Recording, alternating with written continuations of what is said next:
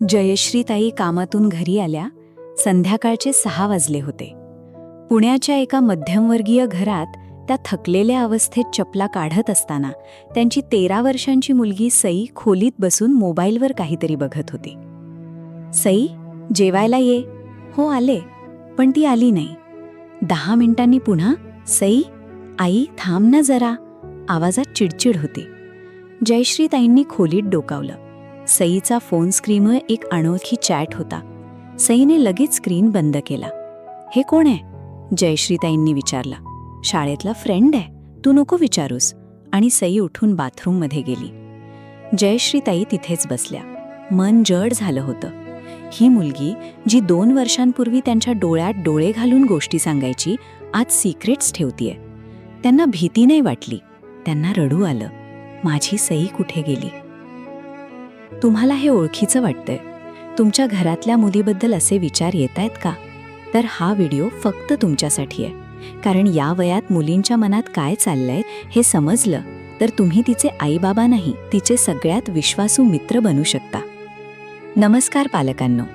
आज आपण बोलणार आहोत किशोरवयीन मुलींबद्दल, म्हणजे 11 ते 15 वर्षांच्या आपल्या मुलींबद्दल. या वयात मुली बदलतात.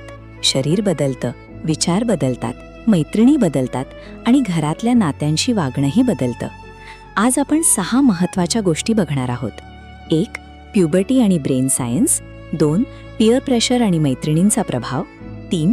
बाहेरच्या जगाचं आकर्षण आणि चुकीच्या फ्रेंड सर्कलमध्ये अडकणं. 4. आयडेंटिटी आणि आपल्या महाराष्ट्रीयन घराच्या अपेक्षा. 5. मुलींची सेफ्टी. आणि 6. पालक म्हणून तुम्ही नक्की काय करायला हवं. हे व्हिडिओ शेवटपर्यंत बघा, कारण शेवटचा भाग सगळ्यात महत्त्वाचा आहे. शरीर आणि मन एकत्र बदलतात. मुलींमध्ये प्युबर्टी साधारण 9 ते 11व्या वर्षापासून सुरू होते, मुलांपेक्षा 2-3 वर्ष आधी. इस्ट्रोजेन आणि प्रोजेस्ट्रॉन हे हॉर्मोन्स वेगाने बदलतात. शरीर बदलतं, मासिक पाळी सुरू होते, त्वचा बदलते. पण एक गोष्ट आपण घरात कधीच नीट सांगत नाही. हे सगळं मुलींना आधी कोण सांगतं? आई, शाळा की यूट्यूब आणि इंस्टाग्राम? आपल्या महाराष्ट्रीयन घरांमध्ये हा विषय अजूनही बंद दरवाजाच्या मागे असतो. असलं काही बोलायची गरज नाही असं वाटतं. पण मुलीला माहिती नसेल तर ती इतरांकडून शिकते, आणि ते इतर चुकीचं पण शिकवू शकतात. ॲमिग्डाला आणि इमोशन्स का इतक्या इंटेन्स होतात? ब्रेन सायन्स सांगते, या वयात मुलींचा ॲमिग्डाला म्हणजे भावनांचं केंद्र खूप ॲक्टिव्ह असतो. त्यामुळे एखादी छोटी गोष्ट खूप मोठी वाटते, एक शब्द खूप दुखावतो, एक कॉमेंट दिवसभर मनात फिरत राहतो. तुम्ही म्हणालात, हे ड्रेस योग्य नाही. तिला वाटलं, आईला मी आवडत नाही, मी कुरूप आहे. हे ओव्हर रिॲक्शन नाही, हे तिचा डेव्हलपिंग ब्रेन आहे. झोप, मूड आणि मासिक पाळी. मासिक पाळीच्या आधी आणि दरम्यान कॉर्टिसॉल म्हणजे स्ट्रेस हॉर्मोन वाढतो. त्यामुळे चिडचिड, थकवा आणि सेल्फ डाऊट वाढतो. पण आपल्या घरात कोणी हे एक्सप्लेन करत नाही. काय होतंय तुला हे विचारतो, का होतंय हे नाही सांगत. जेव्हा आई म्हणते, बाळा या दिवसांत तसं होतं, नॉर्मल आहे, तेव्हा मुलीला एकटं नाही वाटत. आणि एकटं न वाटणं हे सगळ्यात मोठं गिफ्ट आहे या वयात. मैत्रिणींचं जग. या वयात मुलींसाठी मैत्रीण हा जगाचा केंद्रबिंदू असतो. BFF असते, ग्रुप असतो, व्हॉट्सॲप, स्नॅपचॅट, इन्स्टा ग्रुप असतो. कोण कोणाशी बोलतं, कोण कोणाशी नाही, यावर पूर्ण दिवस अवलंबून असतो. आपल्या मराठी शाळांमध्ये, कॉलनीत एक अदृश्य नियम समज असतात. कोण सगळ्यात पॉप्युलर आहे, कोणाकडे लेटेस्ट फोन आहे, कोण कसे कपडे घालते, कोण कुठल्या मुलाशी बोलते. या नियममध्ये फिट नाही झालं तर मुलगी एकाकी होते. आणि एकाकीपणा या वयात मुलींना खूप खोलवर दुखावतं. बाहेरच्या जगाचं आकर्षण. हे का होतं? आता सगळ्यात संवेदनशील मुद्दा. काही मुली एका स्पेसिफिक पॅटर्नमध्ये अडकतात. घरात रूल्स असतात, रेस्ट्रिक्शन्स असतात. इतक्या वेळात ये, हे नको करूस, ते नको करूस.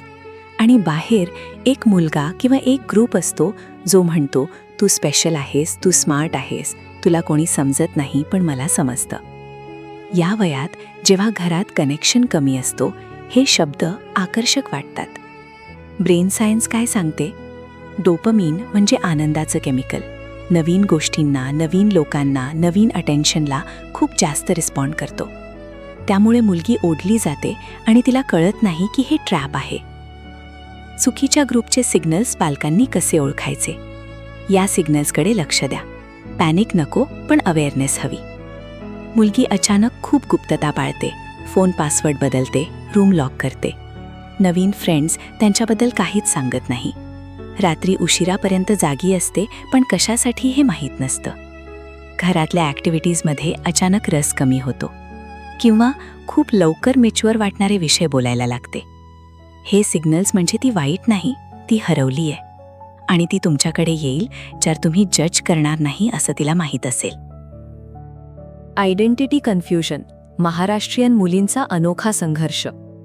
आपल्या महाराष्ट्रीयन घरांमध्ये मुलींवर एक विशिष्ट प्रेशर असतो. एकीकडे मुलगी हुशार हवी, शिकलेली हवी, स्वतंत्र विचाराची हवी. दुसरीकडे जास्त उशिरा नको यायला, असे कपडे नको घालूस, मुलांशी जास्त बोलू नकोस. मुलीच्या मनात एक प्रश्न येतो, मी कोण आहे खरंच? स्वतंत्र की बाउंड? एज्युकेटेड की कंट्रोल्ड?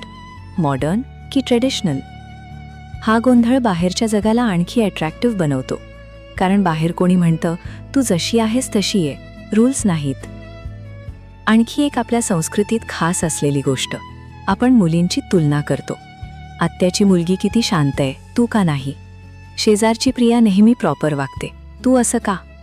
हे ऐकलं की मुलगी विचार करते, घरी मला ॲक्सेप्ट नाही होत.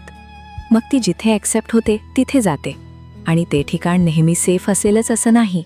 एक इम्पॉर्टंट गोष्ट, या वयातली मुलगी आईकडून एक गोष्ट शिकते. आई कशी वागते, स्वतःशी, आईबाबांशी, जगाशी, ते सगळं ती ऑब्झर्व्ह करते. म्हणजे तुमचं जगणं हे तिचं शिक्षण आहे. मुलींची सेफ्टी, पालकांनी काय जाणून घ्यायला हवं? आता एक खूप महत्त्वाचा विषय, मुलींची सुरक्षितता. हे सांगणं कठीण आहे, पण सांगणं आवश्यक आहे.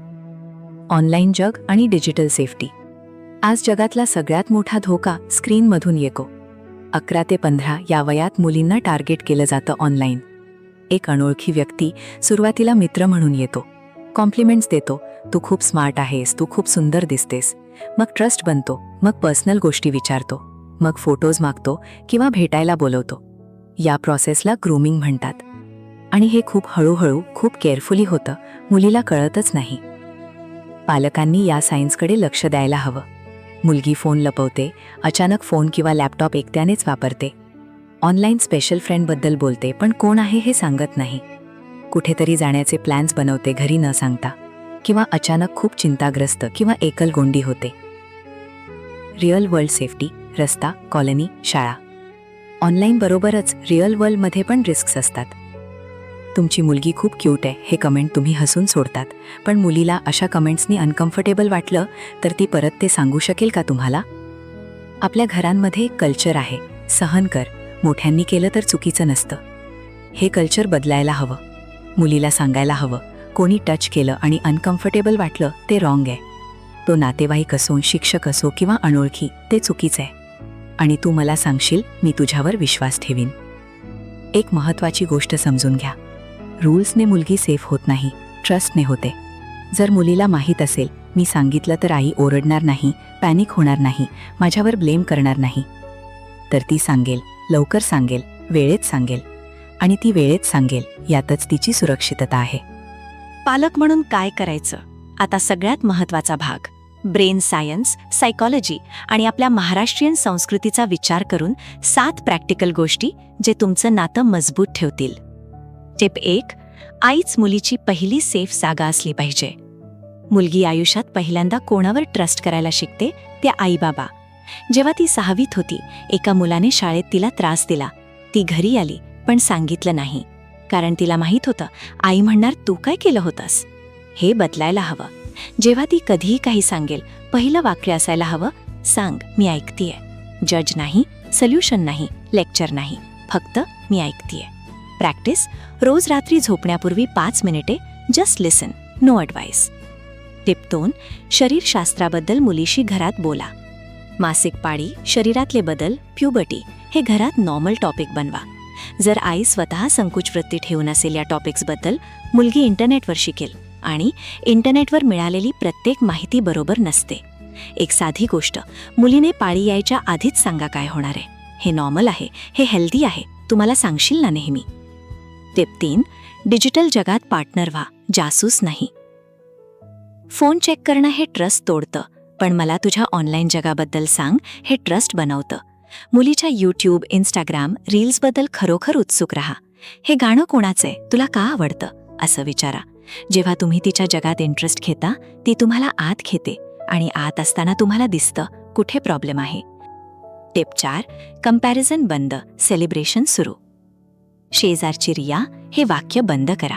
प्रत्येक मुलगी युनिक असते. तुमची सही ती सही आहे, रिया नाही, बहिणीची, मैत्रिणीची मुलगी नाही. आठवड्यातून एकदा तरी एक स्पेसिफिक गोष्ट सांगा. आज तू हे केलंस, मला खूप आवडलं. तुझी ही क्रिएटिव्हिटी ती खास आहे. कंपॅरिझन मुलीला संकुचित करतं, सेलिब्रेशन तिला ग्रो करतं. टिप 5.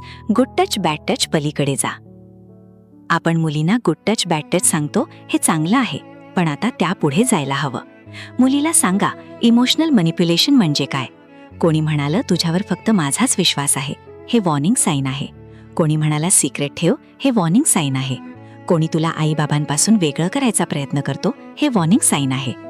हे सांगणं म्हणजे तिला घाबरवणं नाही, तिला सज्ज अलर्ट करणं आहे. बाळा, कोणाशी बोलताना अनकम्फर्टेबल वाटलं, लगेच मला सांग, कारण नसलं तरी. टिप 6. बाबांचं रोल अंडररेटेड पण पॉवरफुल. एक रिसर्च सांगतो, ज्या मुलींचे बाबा त्यांच्याशी ओपनली बोलतात, त्यांना हक करतात, त्यांच्या फीलिंग्स, इमोशन्स व्हॅलिडेट करतात, त्या मुली बाहेरच्या अटेन्शनला कमी बळी पडतात. कारण त्यांचा मी प्रेमास पात्र आहे हा फीलिंग आधीच घरात पूर्ण झालेला असतो. बाबा, मुलीशी बोलणं ऑकवर्ड वाटतं, नॉर्मल आहे, पण एक सिंपल गोष्ट, रोज जेवताना एक क्वेश्चन विचारा, आज काय नवीन झालं, बस एवढंच पुरे सुरुवातीला. टिप 7. तुमची मुलगी तुमची मित्र नाही, ती तुमची मुलगी आहे, पण मैत्री शक्य आहे. एक इम्पॉर्टंट बॅलन्स. पालक म्हणजे मित्र नाही, बाउंड्रीज असायला हवेत, पण अधिकार आणि प्रेम एकत्र असू शकतात. तू असं करणार नाहीस यात भीती आहे. आपण बोलूया, मला समजून घ्यायचंय तुला, यात रिलेशनशिप आहे. भीतीने मुलगी थांबते पण लपवते, रिलेशनशिपने मुलगी थांबते आणि सांगते तुम्हाला कोणतं हवा. जयश्रीताईंनी त्या रात्री एक गोष्ट केली. त्यांनी सईला ओरडल्या नाहीत, त्यांनी फोन चेक केला नाही. त्यांनी रात्री सईजवळ बसून म्हणाल्या, सई, मला माहिती आहे या वयात खूप काही होतं, मला सगळं माहीत असेलच असं नाही, पण तू जेव्हा रेडी असशील मी इथेच आहे, जज करायला नाही, ऐकायला. सई काही बोलली नाही, पण तिने आईचा हात धरला. दुसऱ्या दिवशी सकाळी चहा पीत असताना सई म्हणाली, आई, तो मुलगा तो शाळेतला नाही, ऑनलाईन ओळख झाली, मला अनकम्फर्टेबल वाटतंय. जयश्रीताईचं मन थरथरलं, पण चेहऱ्यावर त्यांनी शांतता ठेवली. सांग मला सगळं, मी आहे. हे घडलं कारण एक रात्री एक आईने जज करण्याऐवजी ऐकायचं ठरवलं. तुमची मुलगी तुमच्याशी बोलेल जेव्हा तिला माहीत असेल तुम्ही ऐकाल. ती सेफ राहील जेव्हा तिला माहीत असेल तुमच्याकडे यायला. पालकत्व म्हणजे परफेक्ट असणं नाही, पालकत्व म्हणजे मी इथे आहे हे तिला जाणवून देणं. हा व्हिडिओ तुमच्या उपयोगी पडला असेल तर आपल्या जवळच्या एखाद्या आईला, बाबांना नक्की शेअर करा. कारण एका मुलीची सुरक्षितता आणि आत्मविश्वास हे एका जागरूक पालकापासून सुरू होतं. खाली कॉमेंटमध्ये सांगा तुमच्या मुलीशी नातं जपताना कोणती गोष्ट सगळ्यात कठीण वाटते.